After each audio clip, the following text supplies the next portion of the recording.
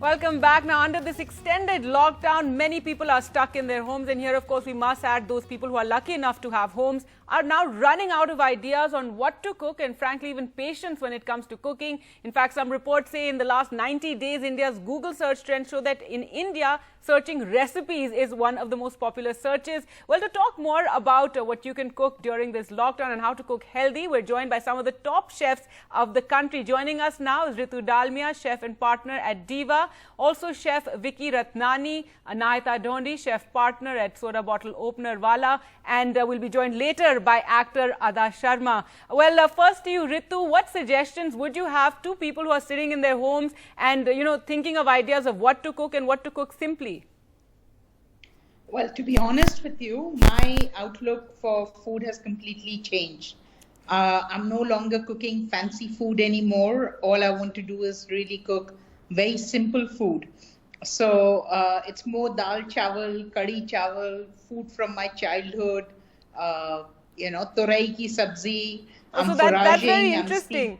So you're going to comfort foods. You're going back to comfort foods and no fancy Absolutely. food. And when you talk about cooking Absolutely. simply, for me that could mean even just Maggie. But tell us more about what you suggest to our viewers.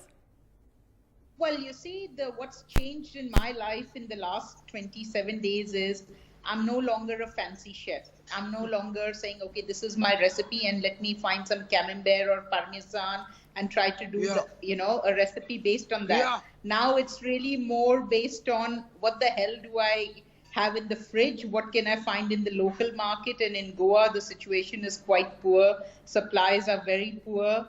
So I've been cooking a lot with lentils, with dry goods rather than fresh vegetables.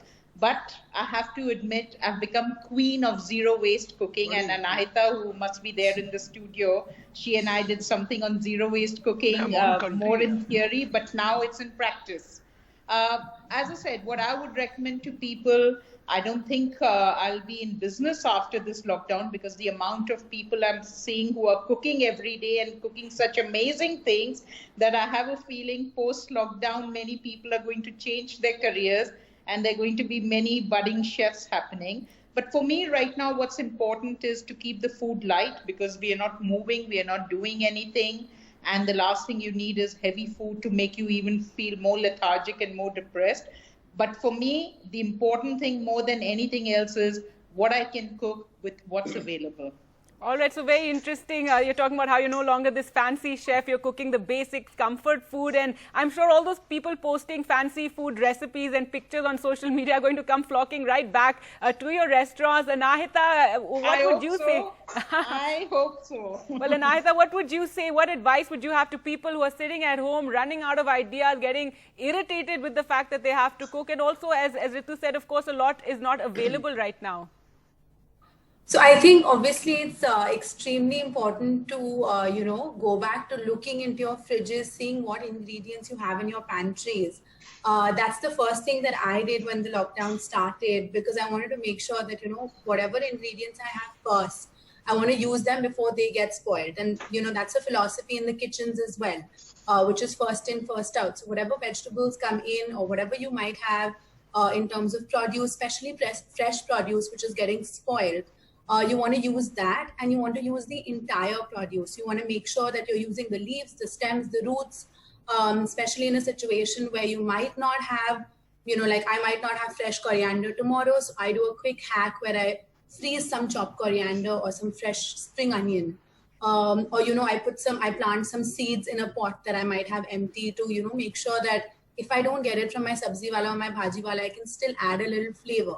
So as a chef, I think it's got me very creative, cooking with limited ingredients. And this was in the beginning, but the last 2 weeks, I've been craving and missing some of my, restaurant food and a couple of dishes. So we've been doing on our Soda Bottle Opener Wala channel, we've been doing live sessions where I've been sharing a recipe every week. What you would miss at the restaurant. So people can make it at home. If they, after you eat dal chawal and if you're craving something else, you can follow the recipe and make it at home. All right, that's very helpful for our viewers.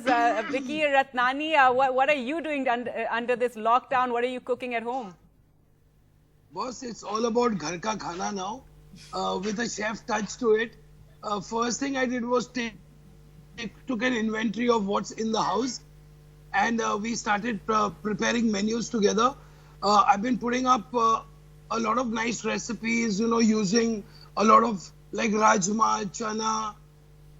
I can't believe it, the last time when I made a bhindi, but it turned out fabulous.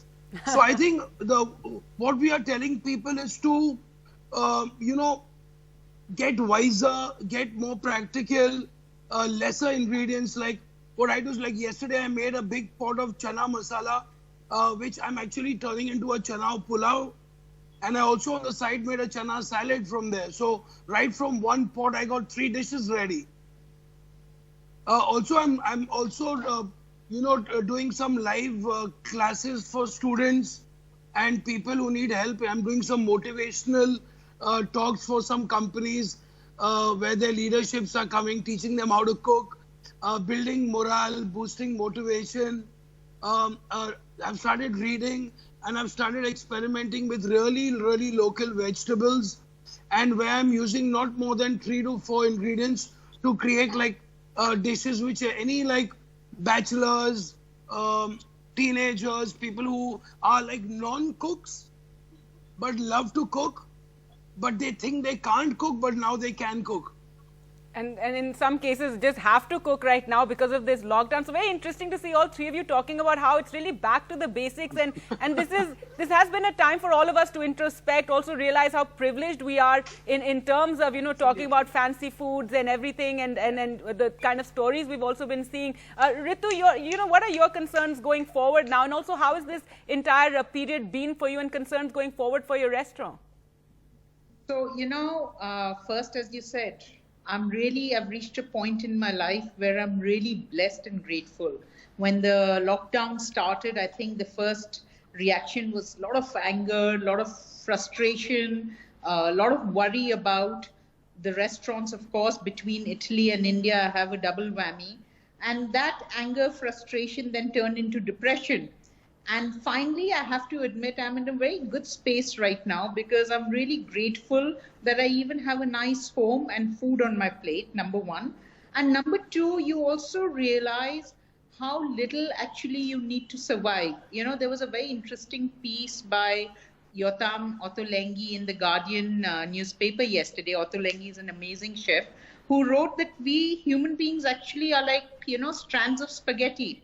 You're thrown into hot water. First, you're really resilient. You don't want to become soft. And after the 7-minute mark, you are ready, soft. You can be turned into anything, and you're ready to be sauced and ready to face the future. And I think we human beings are like that. So right now, I'm in a good space. I'm in a space of acceptance. I realize the shit that we are going through right now in my restaurant, I'm not the only one. The whole world has some issues right now, and they all are suffering.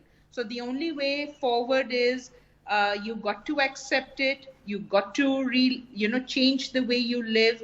And thirdly, you cannot get depressed about it. So all's good. I'm blessed. All right, Vicky Ratnani, what would you like to add about what this entire period has been, and do you think once it's over, it'll change somewhat what our outlook to life, or do you think we'll just revert back to old habits and old practices? I think this is a very, very big change going to happen to the rest of the nation, not only just me. And I think I can speak for everyone here. I mean, both these lady chefs are very dear friends of mine. And I just feel that the respect for the home kitchen is going to go over the roof. I mean, we have to learn to respect our home kitchens more, that it's not easy to run a home kitchen.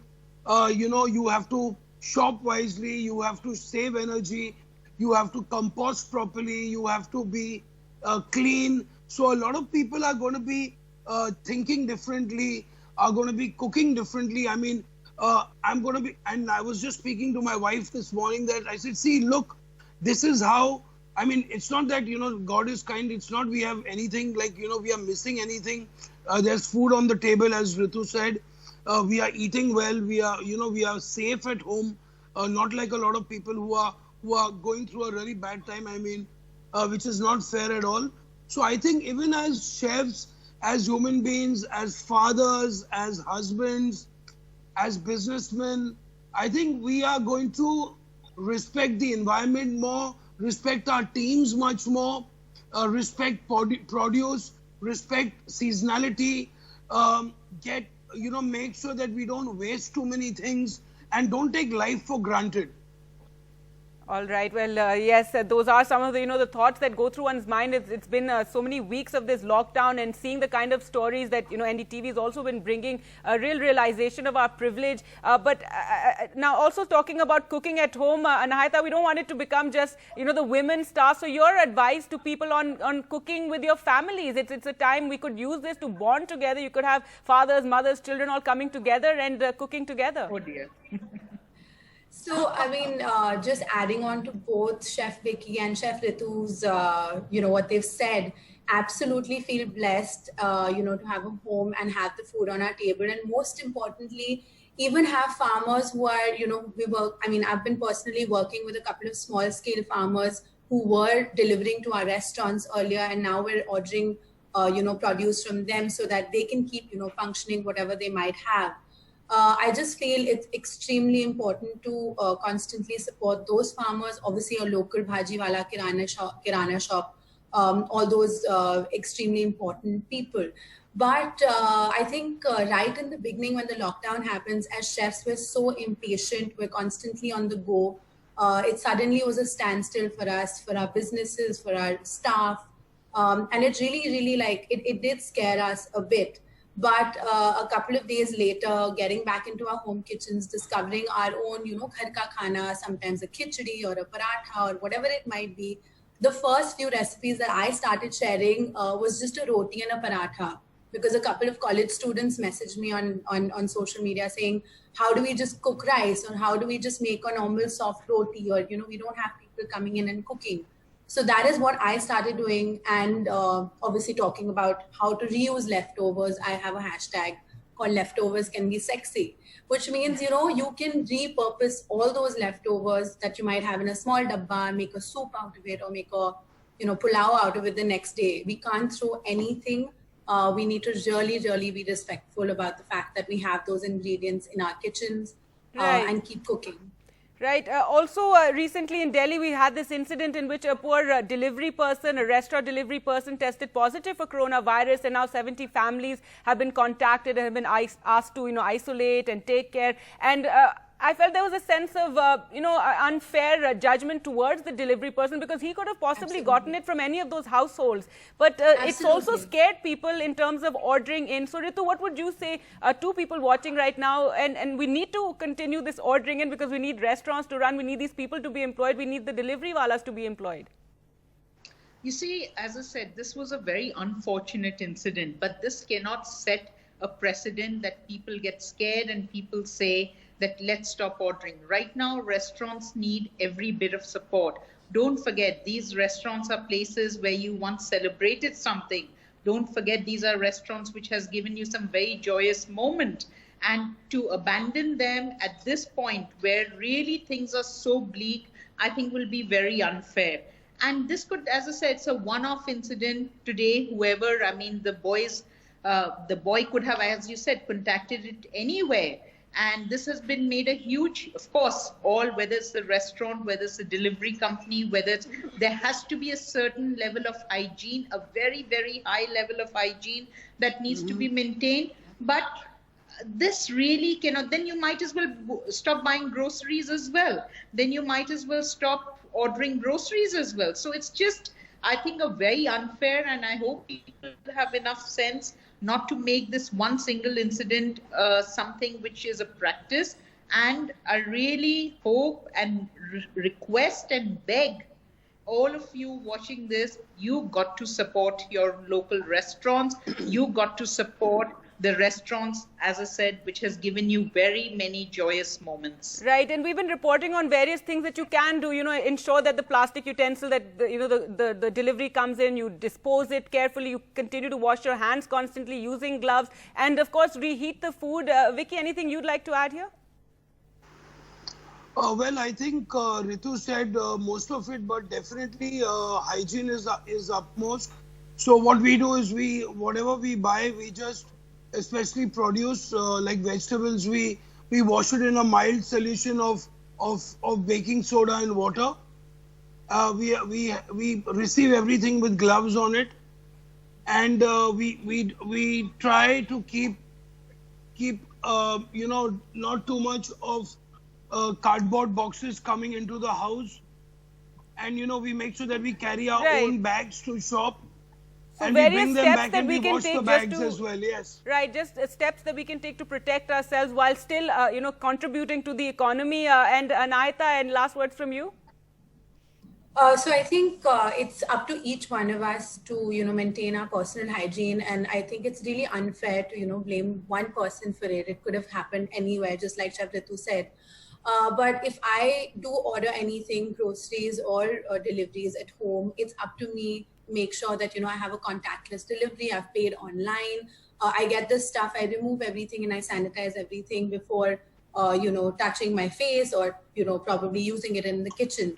So I think it's up to all of us to make sure we keep washing our hands and maintaining personal hygiene and making sure that, you stay protected. All right. Well, thank you all for joining us and, sharing your time and your advice. And good to know that all these top chefs are currently at their homes and cooking basic khana like the rest of us are doing in our homes. Thanks for joining us. Time for a break. We'll be back with more. Thank you. Thank you.